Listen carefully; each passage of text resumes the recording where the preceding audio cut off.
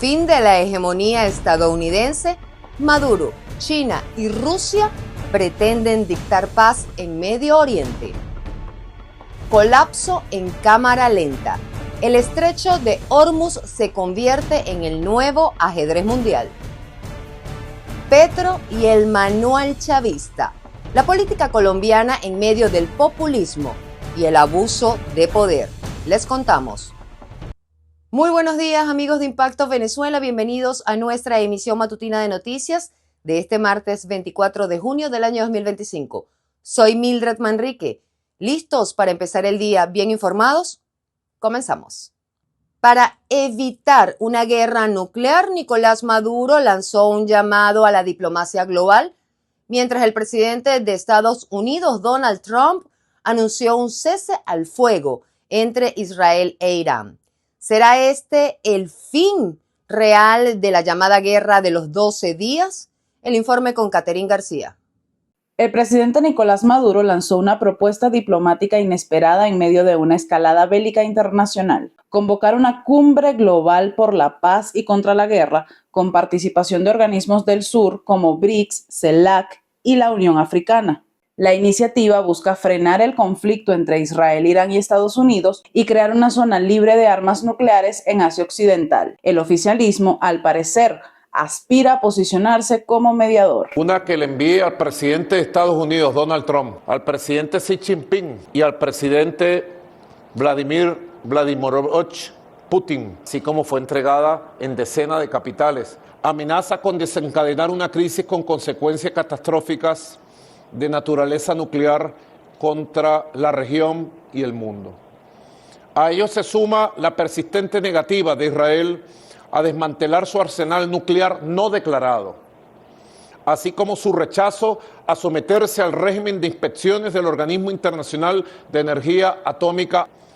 Esta impunidad sostenida representa un serio riesgo para la seguridad colectiva y socava los principios del sistema multilateral.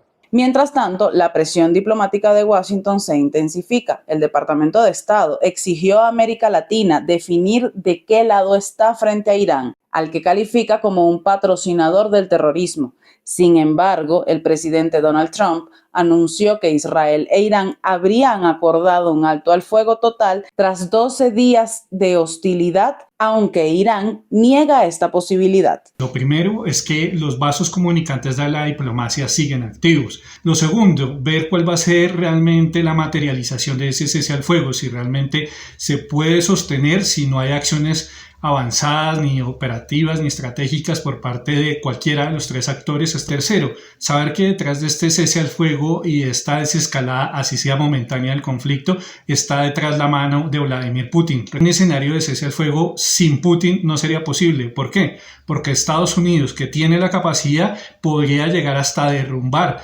al líder iraní y llegar a ocupar el territorio, así como lo hizo en Irak en 2003, pero que esté la presencia de Putin se convierte en un elemento de contención para los Estados Unidos y es la salvaguarda para Irán. En resumen, el panorama se pinta de la siguiente forma: la diplomacia se pone a prueba, las alianzas se reordenan, el orden mundial se ve en juego y América Latina debe decidir si ser espectadora o protagonista. Informo para ustedes Catherine García, somos Impacto Venezuela. Interactuemos con la pregunta del día de Impacto Venezuela. De lunes a viernes la consiguen en todas nuestras plataformas digitales. La de hoy es la siguiente. Por un lado, desde Estados Unidos, Donald Trump llama a un alto al fuego. Y por el otro, desde Venezuela, Nicolás Maduro, apoyado por Rusia y por China, convoca una cumbre por la paz para evitar una guerra nuclear. Pero, ¿Venezuela está en capacidad de liderar una cumbre por la paz? ¿O es una estrategia simbólica para ganar relevancia internacional? Argumenta tu respuesta, los comentarios están a tu disposición, te leemos en la emisión estelar. Lo que comenzó como una cirugía de precisión por parte de Israel contra bases nucleares en Irán, ya amenaza con incendiar la economía global, romper con medio siglo de control atómico y empujar al planeta hacia una nueva era de inestabilidad. El estrecho de Hormuz por donde pasa el 20% del petróleo mundial, podría convertirse en el punto de ignición de un conflicto mayor. La Organización Internacional de Energía Atómica lo advirtió.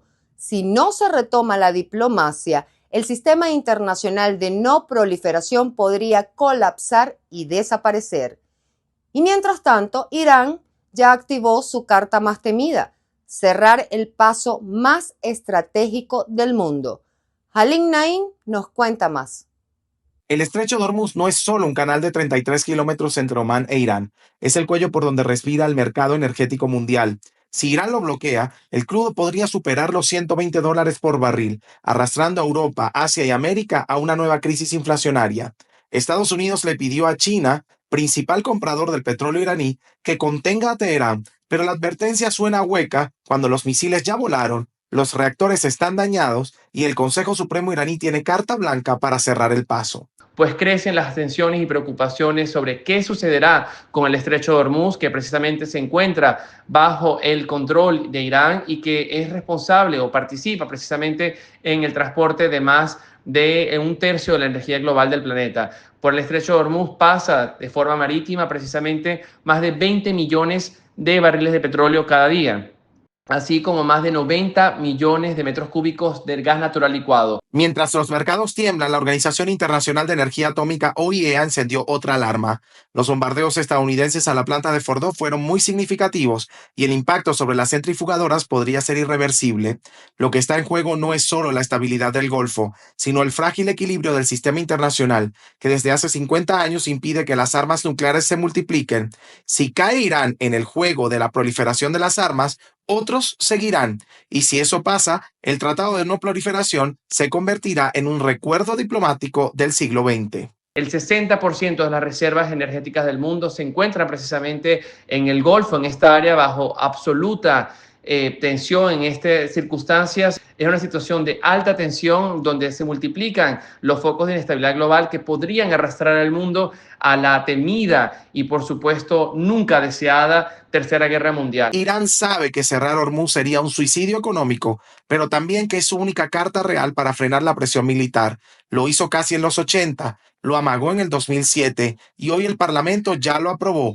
La diferencia ahora es que hay centrifugadoras destruidas, China irritada y un Donald Trump que vuelve a la escena empujado por expertos en la materia como Marco Rubio.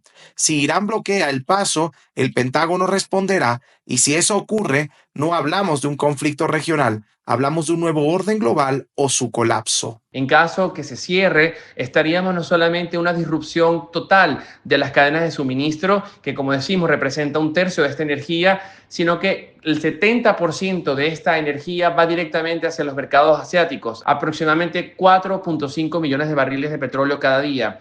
Sin embargo, significaría de forma inmediata un déficit de casi 15 millones de barriles de petróleo cada día, pulsando, por supuesto, el acelerador en los precios del petróleo que podrían duplicarse en cuestión de horas. Y Venezuela significaría el único país miembro de la OPEP en Occidente, lo cual colocaría nuevamente a Venezuela en el top de la agenda global y particularmente de los intereses de la geopolítica del mundo. Para Impacto Venezuela, Halim Naim. Cambiando de tema, el presidente de Colombia, Gustavo Petro, ha sido señalado de utilizar el mismo libreto chavista, ya que presuntamente se revela que su gobierno habría financiado a simpatizantes para movilizarlos en autobuses hacia una concentración en Medellín.